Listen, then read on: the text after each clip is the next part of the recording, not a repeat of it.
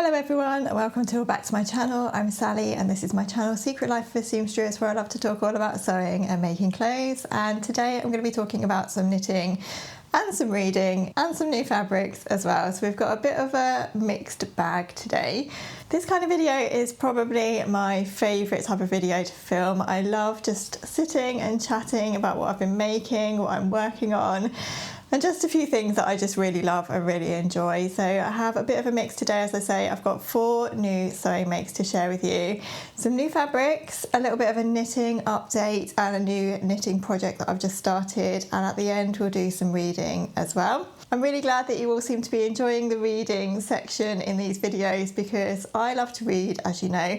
I don't get that much time for it lately, but it's really lovely to share with you what I've been reading and also get some new book recommendations as well. So without further ado, let's get straight into it, shall we? But before I get started, I must remember to tell you what I'm wearing today.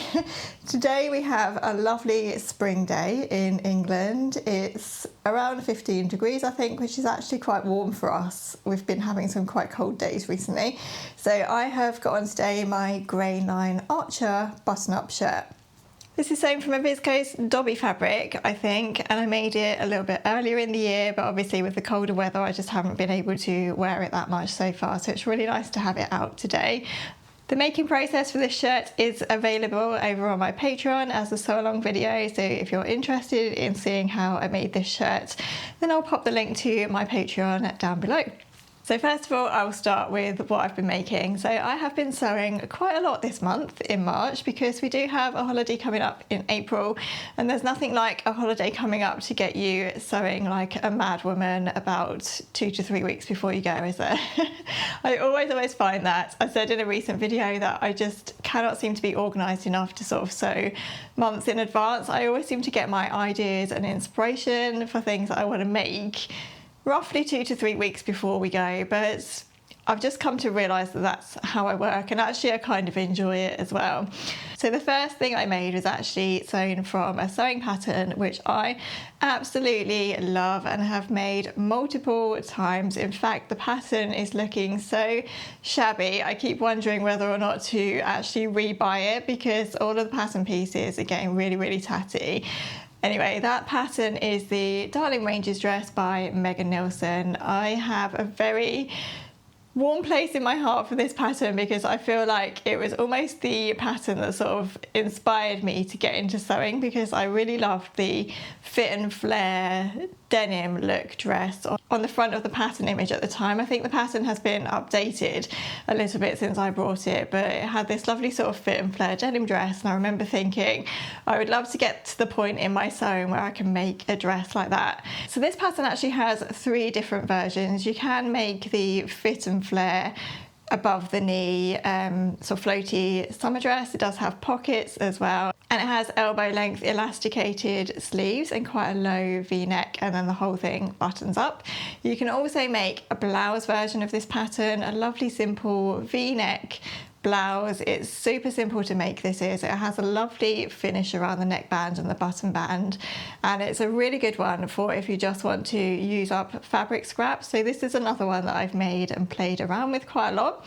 But funnily enough, I have never made version 3 of this pattern, which is this super simple, like a shift style shirt dress, I guess. It's still got the v-neck line, but the whole thing is just much more relaxed. There's no fitting really in there. It's just quite A-line, quite shapeless, I guess. And it does have these big pockets as well. So I thought, now is the time. This would make a really lovely holiday dress. I think I'm going to give version 3 a go. So here is my version. So I brought this viscose linen fabric from Fabric Godmother with this dress in mind, really. I was really taken by this fabric, and I thought a viscose linen fabric blend would work really nicely for this style of dress. It would hang really nicely, but there'd still be a little bit of structure in there with the linen. And because this fabric has such a big print on it as well, I didn't want there to be too much detail or too much fussiness going on in the dress. I feel like with quite a big print like this, you really need the fabric to do the talking rather than the pattern details or the dress details. This version of the pattern, again, was a super simple, quick and easy make to sew up, and I think this would be a really good version to actually start with. If you are more on the sort of beginner level and you want to give this pattern a go, I would say this is a really good place to start. It's actually the dress version, I think, of the blouse in this pattern, really. It's just a longer version and it does include the pockets, but I think what you get to practice with this pattern is just forming the V neckline, putting in the binding and forming the button band, and you haven't got any of the gathering or anything that the Fit and Flare version does have. So I'm so pleased with how this came together, but I did originally actually put the pockets in this pattern and then I had to remove them. So funnily enough, for some reason, the pockets on this pattern are set really low down in the dress, and I wanted this to be quite short on me, and I'm quite petite anyway. I'm 5'3", so I do generally have to shorten things, although this dress does come up quite short anyway, I will say, but I did want it an inch or two shorter than the pattern length was drafted for. So when I'd put my pockets in and I went to try this on, the pockets kind of fell about an inch before the hemline, and they just looked really, really weird. And it's totally my fault really, because I should have measured where those pockets were going to fall, and before putting them in I probably should have just raised them a little bit. I just wasn't really thinking, and I'd put them all in, tried the dress on, pretty much finished, and then realised, oh, actually, the pockets are in completely the wrong place. They were really low down. They just didn't feel right at all. So I did try to remove the pockets and see if I could fiddle around with the side seam to put the pockets in a little bit higher, but I couldn't really do that without pretty much messing around with the dress to the point where I could have ruined it. So in the end, I actually just cut the pockets out pretty much on the inside, and then I overlocked back down the seam allowance, so now you wouldn't even know that there were ever any pockets there. But I do kind of miss them, because I think this simple style shirt dress would really suit some pockets, and it's quite a casual style, so you do feel like there should be something somewhere to put your hands in a way. But so nonetheless, I'm really pleased with this. I think it's a lovely holiday dress. I love the print on this. It's super cool and floaty, and with the viscose and the linen mixed together, it's just a really good fabric to wear in hot weather. So I'm very pleased to have given version 3 of that pattern a go, and I'm looking forward to wearing this on my holiday. If you watched my recent Sewing Day of My Life video, you will have seen this blouse already, so I won't waffle on too much about this one. Nonetheless, this was my second make of the month, which is the Style Arc All Me blouse. So I made this summertime last year, I think. I love Style Arc patterns. I think they're really well drafted and they're always really on trend, and they have some lovely styles. But what I will say is that some of their patterns can be quite vague in the instructions, and they are quite difficult to follow sometimes, and this pattern was no exception. Although I will say that I've done quite a few Style Arc patterns now, and this is the only one really that really gave me a headache in my first try of making this pattern last year. So when I made the pattern last year, I followed the instructions and got in a bit of a mess with them, because I really couldn't understand how they were trying to tell you to form the button band and include the flounce and everything. And it turned out to be a little bit messy, and I needed to sort it out inside with a few hand stitches and things, and I wasn't really ever properly happy with the finish of that blouse. So this time I decided to make it again and actually go my own way with the finishing. I really do love the style of this blouse. It's such a lovely floaty summer blouse. Obviously has no sleeves, so it's nice and cool. But what I really love about it, of course, is the V neckline and then how it's finished with this really pretty flounce detail here. So if I take this off the hanger, you can see how I've ended up finishing it inside. So what I actually did was completely copy the finish of the Darling Ranges dress, because this does have a similar style neckline with the bound neckline and the button band. So in the end, I just attached the flounce to the right side of the blouse, and then I finished the neckline with the bias binding that I'd made. The pattern does include the bias binding, but it just tries to tell you to do it in a different way, I think. And then I've just run the bias binding again into the turned over button band, and that worked so much easier, so much neater, and I actually sewed this blouse up in a couple of hours. I think it came together really quickly. The armholes are also bias bound, so they have a really nice finish inside. And again, I'm just really looking forward to wearing this on my holiday. I think it will look lovely with jeans in the summer months as well, but I think it will also look really nice with shorts, possibly even like wide leg trousers and things. This is a Lady McElroy cotton lawn that I got from Minerva, and it's so lovely and floaty. And I did say in my video that it actually feels to me almost like a viscose, because it's really silky and really soft, and it was so lovely to work with as well, because you do have that cotton blend in there, so it just gives it a really sort of a little bit more stability, I guess, than just 100% viscose. This is a pattern that I'm definitely going to be revisiting, I think, because there's so much that you can do with it. Again, obviously, if you just want a really plain summer blouse, you can just take the flounce out and just have a lovely floaty V neckline. And I wondered as well if you could actually put some sleeves in there, but I think if you're going to go that far, then you may as well really just use the Darling Ranges blouse pattern, because the style is actually really similar, except that you do have this lovely curved hemline on this one. So that was my second make of this month. Moving on to a slightly more tricky and slightly more involved make, I made my blanket flight suit with shorts. So instead of having the full leg that the pattern is drafted for, I made a few changes to the leg pattern and just converted it to be a play suit, I guess. Is that what you call this? A play suit? I guess so. Play suit, jumpsuit, I'm never quite sure. Anyway, again, I'm so pleased with how this came together. I made my first version of the blanket flight suit last year, in summertime again, I think. And after a long while of thinking that this pattern probably wasn't for me, I absolutely loved the entire process. It's such a satisfying sew because there's so many details in there, such a lot of top stitching. We've got pockets, we've got collars, we've got a zip. Obviously, zip is never my favourite part. And then the back's got this lovely pleated detail as well, which is all pin tucked and then pleated. And we've got a waistband under here, the belt and the front pockets. There's such a lot to get your teeth into with this pattern. So it turned out when I came to make this that actually chopping the flight suit into shorts wasn't going to be as simple as just chopping the leg off and making it shorter. I mean, it could have been, but for the finish that I wanted to go for, I wanted a bit more width around the thigh area of the shorts. And I wanted them to sit a little bit more sort of A-line and away from my body rather than just being quite tight. So I did have to alter the leg pattern slightly. And another thing I realised along the way was that I had chosen not to include the zipper guard in this pattern because I felt as though it was a bit unnecessary, and I prefer to have a more of an open neckline. And I came to realise just as I was putting the collar in that actually if I was going to be wearing this open, what you were going to see when the suit was open was the raw edge of the zip and also my very bright green overlocking. So while I was going along, I also decided just to bind the edges of the zipper as well, and that just gave a much neater finish inside.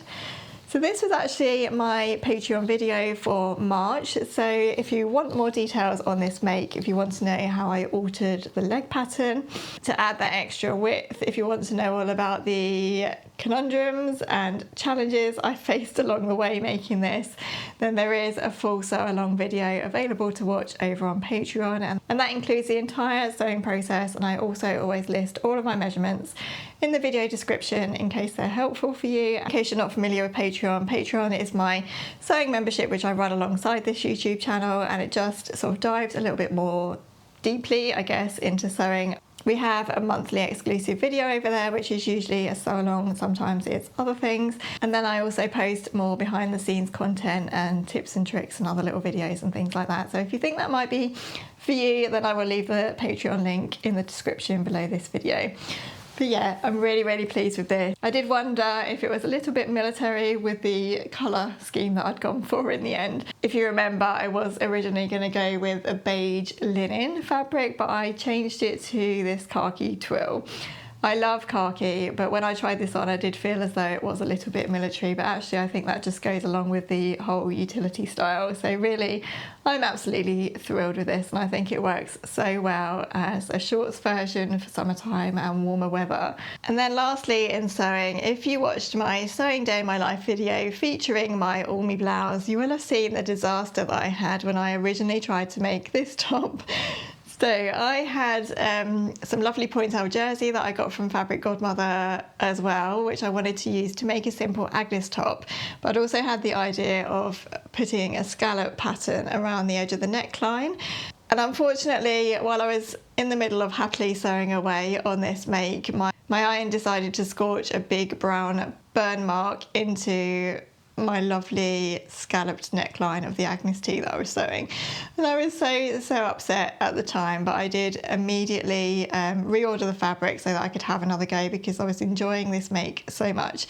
So I'm really pleased to report that I have remade this top now without any iron drama. I ended up actually buying another iron, buying a new iron, because I cleaned and scrubbed that iron after that event and there was still a big brown mark on the iron. There was nothing sticky on there at all, but nonetheless there was this big brown mark. And I was actually worried that I had ruined the sole plate of the iron basically, and that was causing it to stick a little bit. So I decided in the end just to buy myself a reasonably cheap replacement iron so that I didn't have the same problem next time. Fingers crossed. So my fabric came, I remade this t-shirt, and I am so pleased with how this turned out. No dramas this time. It was a lovely simple sew, and I am in love with this scalloped edge neckline. If I put it close to the camera, hopefully you can see more of the details. But basically, this is such a simple detail to do. If you have this stitch on your sewing machine, it will probably be called something different maybe on your machine. On my Janome machine, it's called a shell tuck stitch. So you program your machine to do the shell tuck stitch and you just change the foot. And then on my machine anyway, the foot has got a little red mark that you line up with the edge of the neckline, and then it will just scallop over the edge. It was such a simple thing to do. Because I was a little bit nervous about this and how it could go wrong, I actually scalloped the neckline before I put it into the top and just made sure that I had enough fabric left to recut the neckband should any dramas or any puckering or any machine stitching problems happen along the way, because I'm sure it would be an absolute nightmare to try and unpick this pattern once it's been sewn. So I put the neckband in after I'd done the scalloping, and then I just finished the neckline with a twin needle around the edge of the actual t-shirt, if you can see that on the camera. And then because I love the scallop detail so much, I decided to add it onto the sleeves as well. So I twin needled the hem of the sleeves, and then once the hem was done, I just went ahead and scalloped all around the edge of the hemline of the sleeves. What I would say about doing this stitch is that it does slightly stretch it, I think, as you're going, but I did find that with a good steamy press after I'd done it, it kind of sat itself back to where it was supposed to be. So I think if you are finding that it's pulling a little bit or you're worried that it's stretching, just give it a good steamy press and see if that helps, because it seemed to set my neckband back to where it should be, and also with the sleeves as well. This fabric is so lovely. I love it so much. It's a pointelle jersey, cotton jersey, but it's really nice and drapey, and it's got a real softness to it. It really does feel like those old-fashioned pyjamas and vests and pants and things you used to get in this pointelle jersey. They do have a couple of other colours on the Fabric Godmother website, and I'm seriously considering just making this top again in a few different colours, because I think it's going to come in so handy. And I can see myself putting this scalloped edge on everything from now on, to be honest. Okay, so keeping with the sewing theme for now, I'll just move on to a couple of fabrics that I picked up recently and show you those before I move on to knitting. In other work type news, I've actually been running some sewing workshops, and we've just been making simple beginner projects, and I've really loved it. It's really pushed me out of my comfort zone actually. I was so nervous when I first started, but I'm really enjoying it now, and it's so nice to sort of get out of the house because I work at home a lot, and obviously I tend to talk to the camera mostly in my work. So it's really nice to actually get out of the house and talk to people and pass on some of my sewing knowledge and work together with them to produce things that they're so proud of in the end. So yeah, that's been really lovely. But that's all leading me on to tell you that within one of those sewing workshops, I actually came to discover through our chatting as we were sewing that there is a local shop to me that I never knew about that sells loads of yarn, loads of fabric, loads of sewing patterns and things like that. And it's a lovely shop called Needlecraft in Hemel Hempstead. So if you are in that area, you may already know of that shop, but for me it was completely new. I mean, Hemel Hempstead is quite far from me. It's about an hour away, but it's not too far away from family and also where I'm actually running these workshops. So it's somewhere that I'm definitely going to be popping into in the future.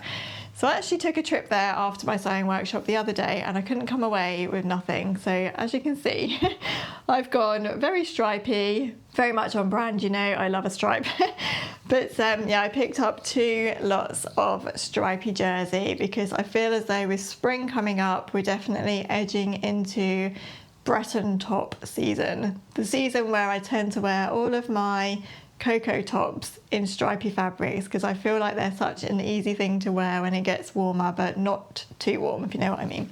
Anyway, the first fabric I picked up was this lovely, really soft French terry fabric, and this is in a stripy colourway that I've not made before actually. So the navy is the dominant colour in this stripe. I have made a top the other way around before with the white and the sort of thinner navy stripe, but I'd not done a navy one before. So I picked this up, I think it was about £15 a metre, and I got 1.5 metres. I don't actually think I'll need 1.5 metres. I was at the shop and I didn't have the pattern to reference and I wanted to make sure that I had enough fabric, obviously. So yeah, this feels super soft. It's got a lovely, lovely drape to it, so it's not too much of a sort of sturdy French terry. I think you could make a really lovely light sweatshirt in this if you wanted to, but for me, I'm just going to make a simple cocoa top again, I think, unless anything else comes to mind before I cut into this fabric. But yeah, I just love stripes like this and I think they work so well for springtime, and the French terry is always really nice to wear, I think, when you do need a little bit of extra warmth. And then this second stripy fabric is a different kind of fabric for me. I think this is a French terry again, maybe, I'm not quite sure, but this has got a real knit texture to it. So I don't think you'll be able to see this properly on the camera, maybe you will, but it looks as though it's a really light cotton knit kind of fabric. And I was really intrigued by it because I don't think I've sewn anything like this before, really. So again, it's a little bit heavier, I would say, than like a t-shirt weight fabric, but it would be really nice for a lightweight sweatshirt, or I feel like this needs to be something a little bit more drapey maybe than a cocoa. It's got a lovely drape to it, it hangs really nicely, and I think it would make a really nice sort of oversized style long sleeve top that you can just throw on with jeans and sandals or whatever for a lovely spring day. But if you've got any pattern ideas for anything you think would suit this fabric really well, let me know, because I think I'm looking for something a little bit more oversized. It would probably make a really nice jarrah actually. Again, I've got quite a lot of this. I was just panic buying really and not wanting to underbuy because I wasn't quite sure what I was going to make with this. But I'm really looking forward to sewing up both of those stripy tops because I wear stripes so much in the spring and summertime. So let's move on to knitting, shall we? First of all, I'll give you a quick update on my the first cardigan by Hive Knits. I have been knitting on this so much because I'm enjoying it so much. For some reason, it just feels so nice in my hands in the evening. And because I'm enjoying knitting it so much, I feel like it's made really good progress from the last time I shared this one with you. So here is where I'm at with this. I will pop in a picture that I've literally just taken of me trying this on. I had been trying it on along the way as well, just to make sure that the length and everything was right. So I have knit right down to the ribbing now on this, and I'm literally at the cast off row, and I haven't cast off yet because the pattern actually calls for a technique that I haven't ever done before. So it's going to take a little bit of concentration, and I haven't really had time so far to sort of sit down and think about it. So I've just left it at the end of the ribbing and I just literally need to cast off. But I just love it so much. I can't really explain why I love this so much. I think it's the colour. I think it's the texture of these two yarns held together. It just feels really nice and really fluffy. And I know this is going to be really, really cosy when it's done. And I'm just really enjoying the new type of construction. I have knit cardigans top down before, but I've never done a raglan cardigan. So the whole process of sort of creating the raglan and doing the increases and the different stitch of the fisherman's rib, it's actually half fisherman's rib, sorry. But the process of doing that stitch just really kept me interested, and then I just couldn't wait to be done with the yoke and sort of get to the stocking stitch so that I could see the cardigan actually sort of taking shape. So once I've cast off, what I need to do next is pick up the stitches for the sleeve and then knit down the sleeve in the half fisherman's rib stitch again. And I believe, although I haven't checked the pattern properly, that these are balloon sleeves, so I think the sleeve is knit straight and then all the decreasing is kind of done at the cuff, and then you do the ribbing for the cuff, obviously. So I think what I'm going to do is actually leave this waste yarn in these stitches so that I can have a lifeline for coming back in case I do go wrong with any of the half fisherman's rib. It's obviously going to be a different type of knitting this in the round than it is doing it on the flat, so that is going to be interesting as well. But yeah, I'm really, really excited to get that cardigan finished, and I'm so enjoying knitting it, so I'm hoping it's not going to be too long before I have it done. Oh, and then the button band is actually knit separately, and that again is knit in a stitch that I have never tried before. It's called double knitting. So again, I'm not an expert in this. It's a different kind of knitting that produces like a stocking stitch effect on both sides. So again, I can't see in my head at the moment how that's going to come together, but I'm not thinking about that now. I will think about that when I get to the button band stage, and it will be really interesting to learn a new technique and a new stitch. And then a little while ago, I was really kindly sent a box of yarn from Mode at Rowan, samples of their new spring-summer yarn range, and their colours are so lovely. The spring colours they've chosen and all of their designs are really nice for springtime. And I loved all of the colours so much that I really wanted to sort of do them justice. So I decided to pick up a knitting pattern, a pattern that I've knit before. It's a simple vest pattern by Debbie Bliss. When I got this, it was a free pattern. I knit this a couple of years ago just in a plain white. It's really easy to knit, and it's knit flat as well, so it's all knit flat and then you seam it up at the end. So I've been mixing and matching all of the yarns into this stripy pattern, and I'm just knitting up that simple vest pattern from the bottom up, and really I just made the stripes up as I go along. So each stripe is 2 rows each. So I've started obviously with the white for the ribbing, and then I've gone for the 2 rows of the kind of aqua blue, then 2 rows of white, 2 rows of taupe, 2 rows of dusky pink, and then the green. And again, this is just so lovely to knit. I always enjoy knitting with cotton yarn because it feels so nice in your hands, and the colours in this are just so pretty, so spring-like, and I just love how this is coming together. And again, because I think you've got the stripes and you've got the alternating yarn, it kind of keeps your interest. And I actually knit most of this in one evening because I just wanted to see how the stripes came together, so it just really kept me going. If I just show you some of the balls of yarn. This one I haven't used because I didn't think I could get this colour into the stripes. It was going to be too blue. This one sadly hasn't been used, but I'm sure I will use it for something at some point. So it's a cotton DK. And then we've got this kind of candy bubblegummy pink colour. This is all coming unravelled. A lovely sage green colour. The navy I've just knit with, so I haven't cut that off yet. Kind of taupey beige colour as well. So yeah, another knitting project that I'm really enjoying. What I will say is that this is going to be painful at the end of the project because of all the ends that I'm going to need to weave in. So if you're a more experienced knitter than me, please let me know if there was a way that I could have avoided all of these ends. What I'm doing with the white is just wrapping it, so I'm never cutting the white, I'm always just sort of pulling it up so that there isn't a cut end every time. But with the colours, you're obviously knitting quite far before you're at the same colour again, so it felt too long to keep it all uncut and sort of drag it up. So I have been cutting the yarn ends, and I'm going to have to just sit and weave these in at some point. I probably shouldn't leave them all right till the end, because as I say, that is going to be a painful project to weave all those stripe ends in when I come to it. But yeah, do let me know if there was a way that I could have avoided that. I'd love to know. And then just before I go, I will just quickly share with you my reading. So I think last time I caught up with you in a video like this, I was almost all the way through Mrs. England by Stacey Halls. I've finished this now and I absolutely loved it. Again, I don't think there's been a Stacey Halls book so far. I've read 3 of them that I haven't been sort of totally immersed in and really enjoyed and just wanted to pick up every evening and just carry on reading. I find her writing style so immersive. It really sort of takes you back to the time that she's writing about, and you really get involved with the characters as well, and this book was no different. It's got a little bit of an underlying mystery to it as well, but it's a historical fiction book, so it's set in the past. It follows a nursemaid who's trying to uncover a mystery about the lady of the house. It sort of gives you an overview of how it was for women in those times as well, and I love historical fiction, and yeah, I thoroughly enjoyed this, so I would highly recommend that. And I know that a couple of you have actually read this since I recommended it and enjoyed it as well, so I'm really glad that you did enjoy it. So since then I also read Hamnet by Maggie O'Farrell.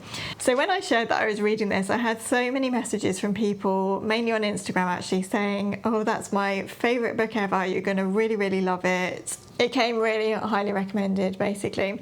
What I will say about this book is that I did enjoy it, but I don't think it would ever sort of be my favourite book. I think the writing style in it is really lovely, really lovely, and I thoroughly enjoyed the first half of the book. I really enjoyed sort of the history of the family and everything, and without giving away too much about the storyline or giving away any spoilers, I think I much more enjoyed the first half of the book than I did the second, and you'll know what I mean if you have read the book, I think, anyway. It's not the most cheerful of books to read, but it is beautiful, and you do really get to empathise, I think, with the main female character in the book. For me personally, I didn't really empathise, is that the right word, much with the other characters for some reason, and let me know if you're the same. So the other family members that are written about in this book, they just didn't really get to me in the same way as the female character, the main female character did, and it's possibly the way it's supposed to be. That's possibly how she wrote it on purpose because of what the story is about and everything. What I will say is that I did find the second half of this book a little bit of a drag in a way, and I found that I was just getting to the point where I really just wanted to get the book over with, and I feel as though I wonder if I've missed something there, because I know so many of you loved it. So let me know how you felt about this book if you've read it. It's definitely worth a read, again, if you do like historical fiction, and obviously there's the background story is around Shakespeare, and I couldn't get from the notes at the back of the book how much of it was true. I don't know if I've missed that, but I think most of the story is actually her interpretation of what she thinks happened. Let me know if I'm wrong. Anyway, I do recommend this, but I would say it's probably not my most favourite historical fiction novel that I've ever read. So my current read is this one, A Court of Thorns and Roses by Sarah J. Maas. Again, comes very highly recommended by lots of people. I know so many people that have absolutely loved this whole series of books. And for me, this isn't a sort of a genre that I would necessarily pick up to read. I think you would call it romantasy. So it's kind of romance, kind of fantasy, blended together. And yeah, not necessarily something that I would normally pick up, but nonetheless, I've had so many recommendations for it, I really want to see what the fuss is about. So I'm about 4 chapters into this book now, and I think I started with the attitude of, oh, I don't know if I really want to read this, this doesn't feel like something that I'm going to enjoy. And as I progress with it, I am definitely getting more involved in the story, and I'm more wanting to carry on reading and see what happens. So I think at the moment, obviously, I'm just sort of getting to know all the characters and getting to know the world where they live, and the good and evil that's in the book and all that kind of stuff. So I'm not very far into it at the moment. I can't really give a very strong opinion of this book yet, but I will definitely let you know how I get on. So yeah, that is that one. So I think that's everything I have to catch you up on today.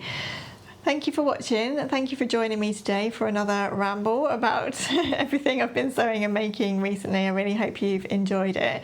I'd love to know, as always, in the comments what you're sewing and making at the moment, so please do let me know, and also let me know what you're reading as well, because I would love some more book recommendations for my holiday, just in case I do get time to finish one book and move on to something else. I also wanted to say a really big thank you as well to everyone who subscribed recently and to everyone who has subscribed ever, because I've just passed 20,000 subscribers over here, which is such a huge milestone for me, and I never could have even imagined that number when I first started YouTube. I'm so grateful, so thank you so much. Don't forget you can pop over and follow me on Instagram for more photos and reels and behind the scenes day-to-day content. I also have my Patreon community, which is a lovely smaller, more in-depth, more personal community where I share more about sewing and, as I say, extra videos and things like that, so I'll link that down below as well. If you haven't already subscribed to my channel, I would love you to do so, and if you have enjoyed this video, please do give it a like as well. Otherwise, take care everyone, enjoy the rest of your day and the rest of your weekend, the rest of your week, and I will look forward to seeing you again soon. Bye.